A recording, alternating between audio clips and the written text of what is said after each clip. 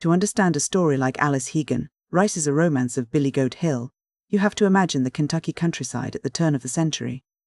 It is a world of fading grandeur, where the old traditions of the South are meeting the restless energy of a new era. The heart of this world is the Thornwood estate, a place that feels as though it belongs to a different time, governed by the strict, traditionalist rules of Colonel Bob Carsey and his daughter, Miss Lady. Miss Lady is not the kind of woman the social circles of the time expected. She is vibrant, unconventional, and possesses a spirit that doesn't quite fit within the manicured gardens of Thornwood. Her life changes when Don Morley arrives. Don is a wealthy man from the city, restless and lacking any real connection to the land, but he has a wandering spirit that makes him a natural match for Miss Lady's energy. Their connection is established early through a spirited horse race and a quiet, romantic encounter in a flower garden. In those moments, there is a sense that they might find something real in each other. Don even decides to abandon his plans to travel to the Orient, to pursue a life of farming and marriage right there in Kentucky. But the peace of Thornwood is fragile. The story moves from this youthful romance into a period of sudden, jarring chaos. A violent brawl in a local saloon and a tragic train accident, caused by the negligence of a man named Phineas Flathers, throw the entire community into turmoil. Amidst this instability, Don Morley becomes caught up in a scandal involving a shooting. Before he can clear his name, he is indicted for a crime he did not commit. The social machinery of the town turns against him, and the man who wanted to settle down finds himself a fugitive from his own reputation.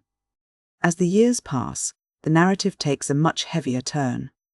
The youthful passion of the opening chapters is replaced by the slow, grinding weight of social and financial reality.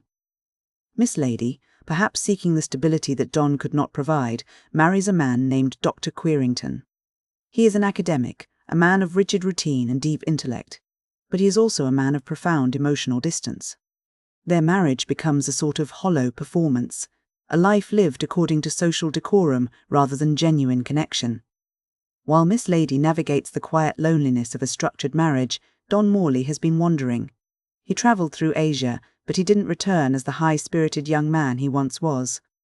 He returns to America, a broken man, working as a writer just to survive, facing the ruin of his legal standing and his personal history. The world around them continues to shift and decay.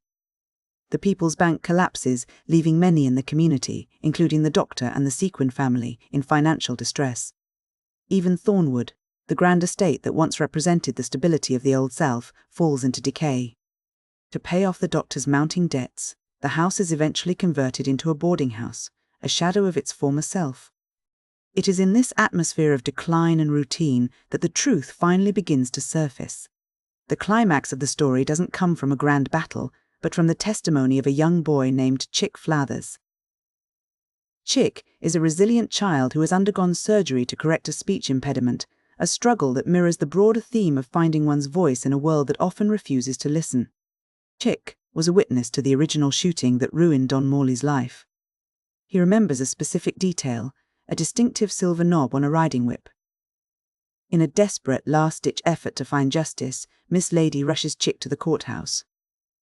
His testimony, paired with the physical evidence of that silver knob, finally pierces through the layers of scandal and false perception. The verdict comes back, not guilty. Don Morley is vindicated, but the victory is bittersweet as it comes after years of suffering and lost time.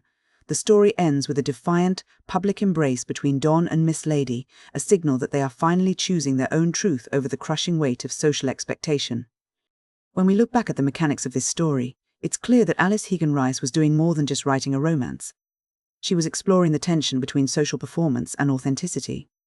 There is a profound contrast between the museum-like life led by characters like Mrs. Sequin, where everything is about maintaining the appearance of propriety, and the raw, unpolished emotions of Miss Lady and Don.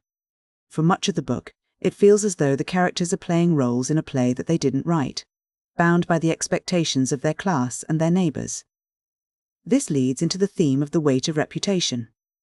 In this world, a person's character is often judged not by their actions, but by the rumours and scandals that swirl around them. Don Morley's life is effectively dismantled by an indictment he didn't deserve, showing how easily a reputation can be destroyed by the inexorable machine of social and legal judgment. The tragedy is that even when the truth is revealed, it can't give back the years that were lost to the struggle for vindication. We also see a striking tension between domesticity and intellectualism. Dr. Querington is a man who has dedicated himself to his books and his academic routines. He represents a certain kind of stability, but it is a sterile one. His obsession with his work acts almost like a vampire, draining the emotional life out of his marriage with Miss Lady. His character suggests that a life lived purely through the intellect, without the messy, unpredictable needs of human connection, can lead to a very lonely kind of existence. The setting of Thornwood itself serves as a powerful symbol throughout the narrative. In the beginning, it represents the fading grandeur of the Old South, a place of tradition and established order. As the book progresses and the estate falls into decay and becomes a boarding house, it mirrors the social and economic upheavals happening in the wider world.